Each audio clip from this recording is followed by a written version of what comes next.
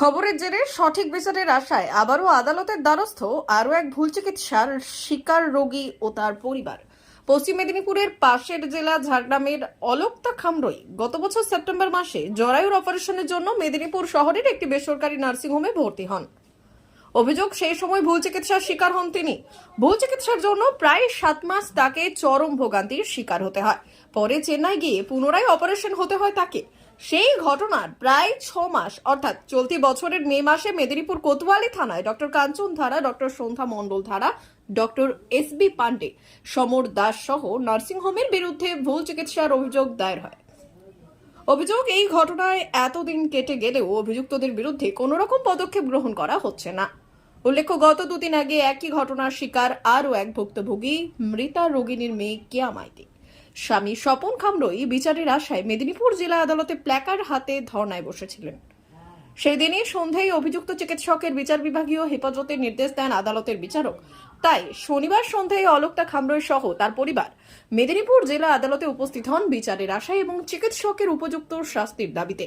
কাঞ্চন ধারার একজন patient, অভাগ্য patient যাকে বলে, গত 7ই সেপ্টেম্বর 2022 ইউট্রাস অপারেশনের জন্য ওনার আন্ডারে আমি নির্ণয় হসপিটালে ভর্তি হই।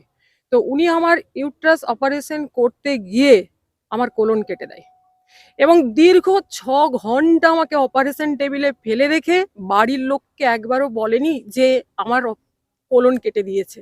সেইখানে আমি মৃত্যু শয্যার সঙ্গে পড়ে রয়েছি এবং উনি যে আমাকে অপারেশন করেছেন টোটালি ড্রিঙ্কিং অবস্থায়, কারণ আমার লোয়ার পোর্শনটা ছিল অবশ, আমার ব্রেনটা ছিল সচল। ওনার যে কথাবার্তা, সেই কথাবার্তা আমি সব সেখানে আমার মাথার মধ্যে রয়েছে। তো সেদিন থেকে আজ অবধি আমি ঘুরে যাচ্ছি, আমি কোনো বিচার পাইনি। আমি প্রত্যেকটা জিনিস খালি বলে যাচ্ছি। তা উনি যে ভুল করেছেন সেটা উনি নির্ণয়ের প্যাডে নিজে হাতে লিখে দিয়ে গেছেন। আমার কাছে লিখিত রয়েছে। গেছি আমি এসপির কাছে গেছি, আমি কোতোয়ালি থানায় গেছি, আমি কোথাও বিচার পাইনি। আমি কোথাও বিচার পাইনি।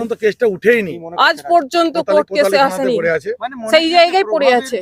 অবশ্যই অবশ্যই স্বনামধন্য প্রভাবশালী ব্যক্তি, শুধু প্রভাবশালী নয়, উনি নাকি স্বনামধন্য ব্যক্তি, যেখানে আমাদের মতো অভাগিনী যাকে বলে, আমরা তো সাধারণ ছাপোষা মানুষ, আমাদের কি ক্ষমতা আছে বলুন তো ওইসব প্রভাবশালী ওনার সঙ্গে আমাদের যেতে পারি? Day news, Medinipur.